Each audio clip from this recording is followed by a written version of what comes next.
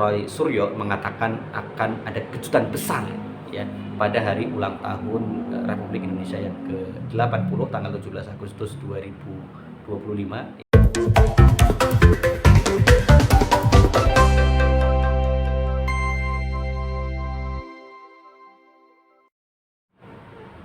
Assalamualaikum warahmatullahi wabarakatuh. Kembali lagi di Kabar Politik. Memang tidak ada takut-takutnya ini ya. Roy Suryo dan kawan-kawan melakukan somasi kepada Presiden ke-7 Republik Indonesia, Bapak Joko Widodo. Somasi yang dilayangkan beberapa waktu yang lalu ya, dikirimkan melalui pos JNE. Bahkan dibacakan ya press release-nya pada hari Senin tanggal 4 Agustus 2025 di kantor Sai and Lawyers Partners ya di Matraman. Luar biasa ya, karena pernyataan Pak Jokowi yang mengatakan ya ada orang besar di balik isu ijazah palsu dan kemudian pernyataan ada partai biru dan lain sebagainya ya. Kemudian Roy Suryo dan yang lainnya memberikan somasi kepada Presiden ke-7 Republik Indonesia Joko Widodo. Dalam press conference di Matraman ya, di hadapan awak media, Roy Suryo mengatakan akan ada kejutan besar ya pada hari ulang tahun Republik Indonesia yang ke-80 tanggal 17 Agustus 2025 ya. Kemudian keesokan harinya tanggal 17 ya, pasal 17 itu Roy Suryo, kemudian Dr. Rismon Hasyolan Syanipar dan Dr. Tifa akan menerbitkan buku, yang merilis buku yang berjudul Ijazah Palsu Jokowi. Yang saat itu proses perampungannya, proses cetaknya sudah 70%, artinya akan segera dikebut untuk kemudian rilis pada tanggal 17 Agustus 2025. Dan yang menarik adalah buku ini akan diedarkan di 25 negara ya, dengan bahasa Inggris dan bahasa-bahasa yang pastinya tidak akan diedarkan. Ini cukup menarik ya, karena ini buku ini akan menceritakan ya bagaimana kisah perjalanan isu ijazah palsu ini ya, mulai dari buku Jokowi Undercover ya, sang pemalsu identitas yang ditulis Bambang Tri tahun 2016 sampai ribut-ribut ijazah palsu di tahun 2025. Ini akan sangat menarik ya. Apakah ya sebelum ya peluncuran buku ini Roy Suryo dan kawan-kawan akan terlebih dahulu ya dijadikan tersangka oleh Polda Metro Jaya, atau Polda Metro Jaya juga akan berpikir ribuan kali, berpikir ulang ya untuk kemudian segera menetapkan Roy Suryo dan kawan-kawan menjadi tersangka.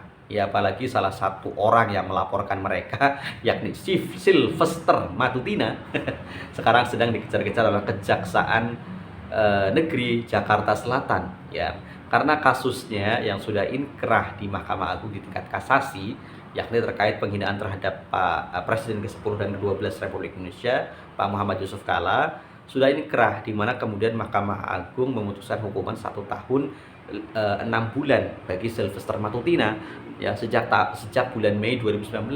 Namun sampai saat ini Kejaksaan Negeri Jakarta Selatan belum mengeksekusi ya, sampai kemudian Sylvester masih bebas ya berkoar-koar melakukan fitnah, bahkan menjabat sebagai komisaris di BUMN. Ini kan luar biasa, gila ya. Jadi anda yang ketika kerja harus menggunakan SKCK itu nggak ada gunanya. Coba Sylvester Matutina menjabat sebagai komisaris, statusnya terdakwa, terpidana ya, ini sudah inkrah ya, karena putusan inkrah itu ya Mahkamah Agung ya. Dan selama tidak ada PK atau peninjauan kembali ya harus segera dieksekusi ya, harus segera ya. Ini kok ya hebat sekali ya, karena Bazar Jokowi, karena merupakan ketua relawan Solmed, Solidaritas Merah Putih pendukung Jokowi, hingga kemudian tidak dieksekusi ya. Kalaupun harusnya ya tadi, kalau mau fair ya, Sylvester Matutina ya saat Pak Jokowi masih presiden itu diberikan amnesti atau abolisi, itu baru benar ya. Dan paling tidak itu pun juga kejaksaan harus mengeksekusi terlebih dahulu ya, ditahan ke sehari 2 hari baru kemudian katakanlah kemudian presiden memberikan amnesti, itu prosesnya benar ya. Nah sekarang ya belum ada amnesti, belum ada abolisi, ya, dengan mengatakan sudah berkunjung ke rumah Pak JK meminta maaf dan lain sebagainya, dibantah oleh Pak JK sendiri, ya. Tadi salah satu asisten beliau yang cukup dekat dengan beliau, ya, itu membuat video bahwa Pak JK sama sekali tidak pernah bertemu langsung dengan Sylvester Matutina, tidak mengenal, bahkan juga tidak kemudian bertemu dan meminta maaf, ya. Ini luar biasa. Jadi bohongnya Sylvester sudah ketahuan lah. Kita lihat bagaimana Kejaksaan Negeri Jakarta Selatan, ya, kemarin mengatakan di tanggal 4 Agustus ada press beritanya, ya, bahwa akan segera memanggil Sylvester Matutina melakukan eksekusi putusan Mahkamah Agung yang sudah inkrah, yakni putusan kasasi yang menghukum Sylvester Matutina 1 tahun 6 bulan penjara. Bahkan kata Pengadilan Negeri Kejaksaan Negeri Jakarta Selatan, ya, jika Sylvester tidak menghadiri akan dieksekusi secara paksa. Kita tunggu, ya, Kejaksaan Negeri Jakarta Selatan mengeksekusi putusan dari Mahkamah Agung yang sudah inkrah, yang sudah punya kedudukan hukum yang tetap, ya. Ini apa-apaan ini, ya? Ini sudah 6 tahun loh.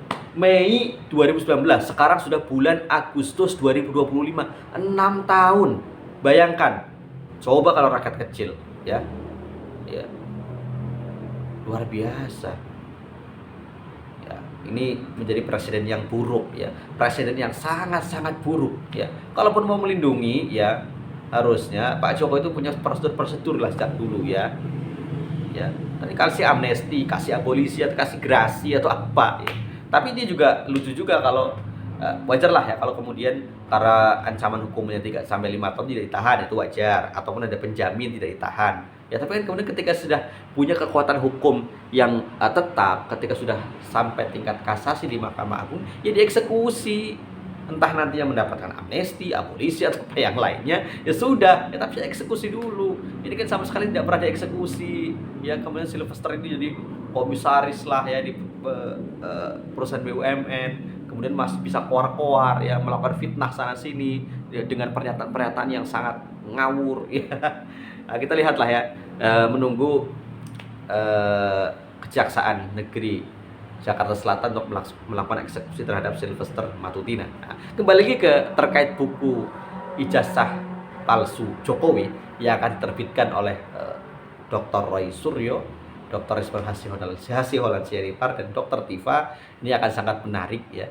Dan apakah buku ini akan, ya, mendapatkan respon yang sama, ya, dari kepolisian pada tahun 2016 seperti yang terjadi pada bukunya Bambang Tech, Jokowi Undercover, jejak sang pemalsu identitas, yang kemudian dibredel, dilarang beredar, ya, bahkan siapa yang mempunyai PDF-nya akan dicari.